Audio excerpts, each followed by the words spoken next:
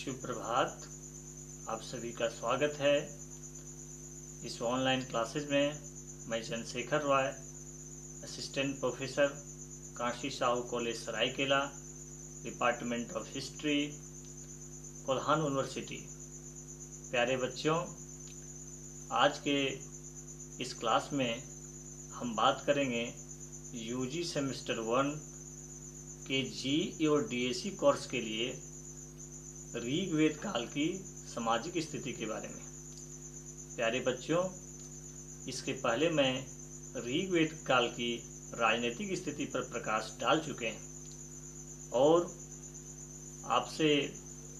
आपको यही सलाह है कि आप उस वीडियो को जरूर देखिएगा, क्योंकि राजनीतिक स्थिति हो या सामाजिक स्थिति हो या धार्मिक स्थिति हो या आर्थिक स्थिति हो, आपके लिए सभी महत्वपूर्ण है।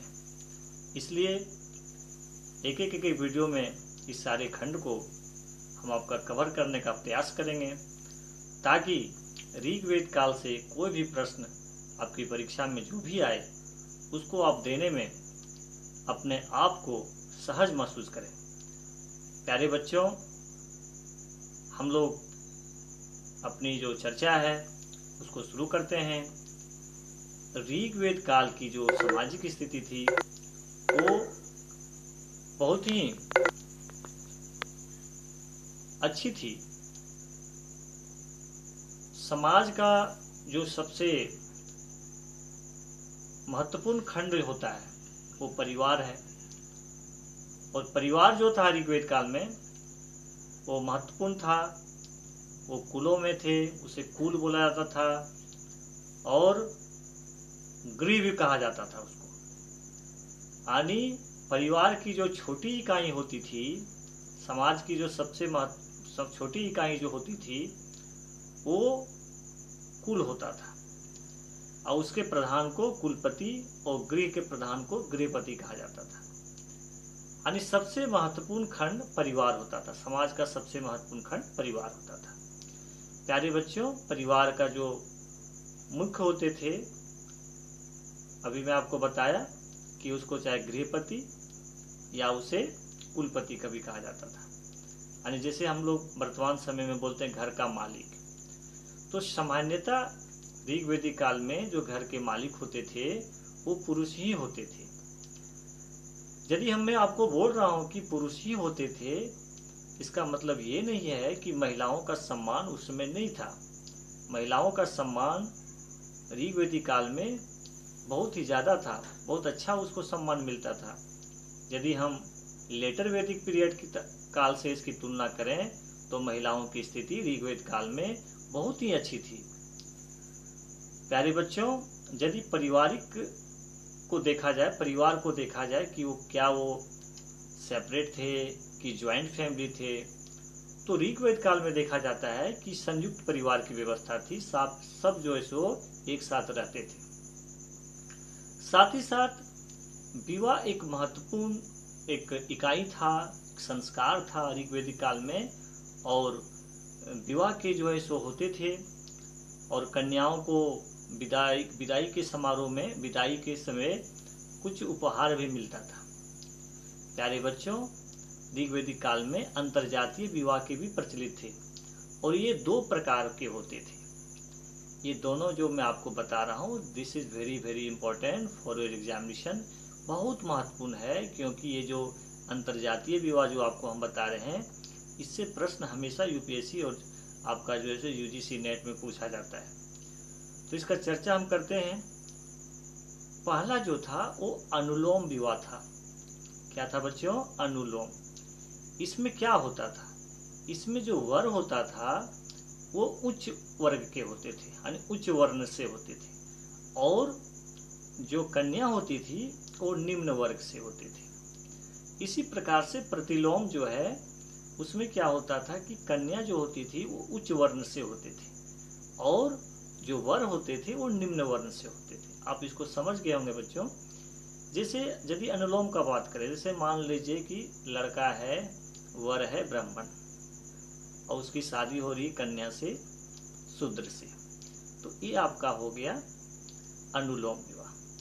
प्रतिलोम में क्या हुआ कि कन्या है मान लीजिए क्षत्रिय, और उसकी जो है सो पुरुष जो है वर हैं आपके वैश्य। तो इस तरह से क्या है, ये प्रतिलोम है।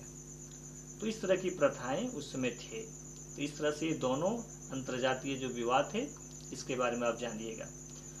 उस समय देखा जाता है कि बहुपत्नी थे, एक व्यक्ति के पास बहुत सारी पत्नियां होती थी, और विधवा पुनर्विवाह, जैसे मान लीजिए कि कोई विधवा हो गए किसी कारणवश, तो उनका पुनर्विवाह भी होता था।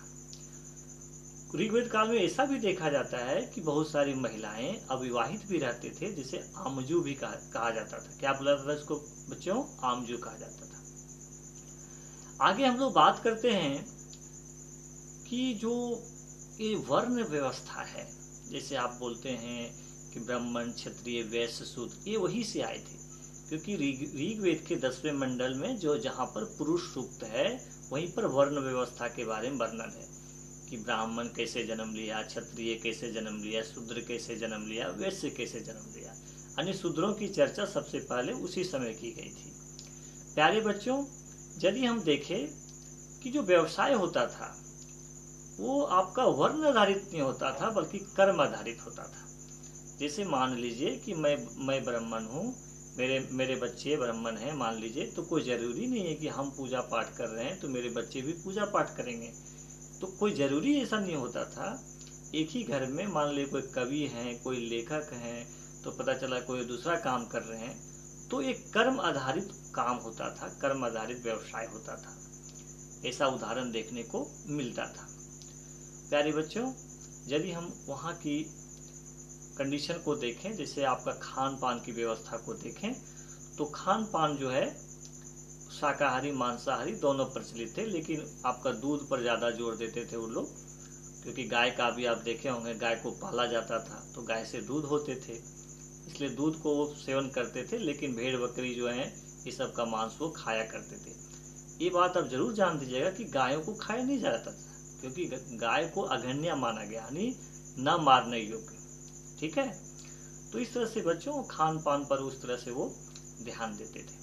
पोशाक का यदि बात करें तो पोशाक भी वो अच्छे ढंग से पहनते थे। 3 प्रकार का पोशाक देखने को मिलता है, जैसे उसको बांटा गया है कि ऊपर में पहनने वाला पोशाक, मध्यम में पहनने वाला पोशाक और नीचे पहनने वाला पोशाक, इसको रूप में बांटा गया।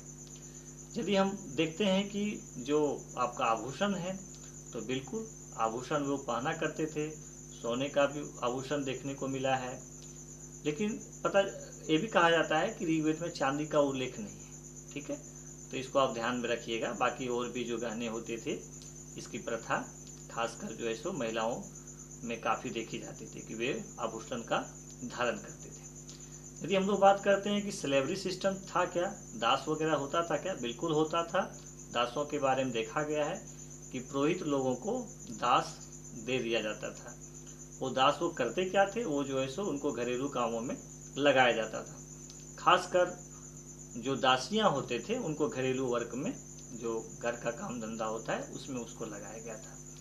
तो प्यारे बच्चों, इस प्रकार की नियोग प्रथा भी थे वहाँ पर।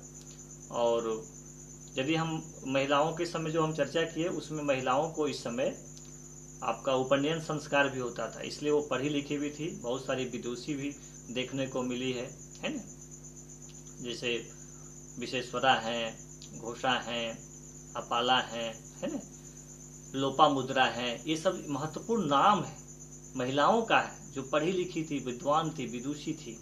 इससे साफ जाहिर होता है कि उस समय की महिलाएं पढ़ी लिखी होती थी, वो उनको सब तरह का संस्कार मिलता था, और वो सभा और जो मैं आपको बताया विदत में भाग लेती थी। जो भी कर्म कांड होता था, जग होता था, उसमें भी वो पुरुषों के साथ वो शामिल होते थे। तो प्यारे बच्चों, इस तरह से सामाजिक कंडीशन में है। आगे आप मनोरंजन का भी लिख सकते हैं कि वे मनोरंजन के लिए क्या करते थे। मनोरंजन के लिए पासा का भी खेल खेलते थे, खेला करते थे। उसके बाद जो है सो घुड़दौड़ करते थे, दौड़ाते थे, रथ यात्रा करते थे। इस प्रकार से वो अपने आप को मनोरंजित करने का प्रयास करते थे। तो इस तरह से आप उसको सारा पॉइंट को लिख लीजिए कि महिलाओं की स्थिति क्या था, पारिवारिक संरचना कैसा था, विवाह का सिचुएशन क्या था, खान पान कैसा था। तो सोशल कंडीशन में इससे ज़्यादा कुछ लिखने की आवश्यकता नहीं है। बस इस खंड को बना करके सारे पॉइंट को आप उसमें 2 4 5 लाइन इसको लिखने का प्रयास कीजिएगा, तो ये आपका पूरा अच्छे ढंग से सोशल कंडीशन कवर हो जाएगा। तो प्यारे बच्चों, आज एक संक्षिप्त तरीके से आपको हम सोशल कंडीशन के बारे में, आपको सामाजिक स्थिति के बारे में हम बात करने का प्रयास किए कि किस प्रकार से ऋग्वैदिक काल में सामाजिक स्थिति थी। आगे हम लोग जो है सो इसका आर्थिक स्थिति और इसके धार्मिक स्थिति हम लोग कर लेंगे, और उसके बाद जो है सो ये ऋग्वैदिक काल हम लोग को पूरी तरह से क्लियर हो जाएगा, समाप्त हो जाएगी। और तो मेरा आपसे अपेक्षा यही है कि आप इसको देखेंगे और अपने सिलेबस को कवर करेंगे और उसको आप अपनी किताबों के माध्यम से समझने का प्रयास करेंगे। आज के लिए बस इतना बच्चों, आप सभी को बहुत बहुत धन्यवाद।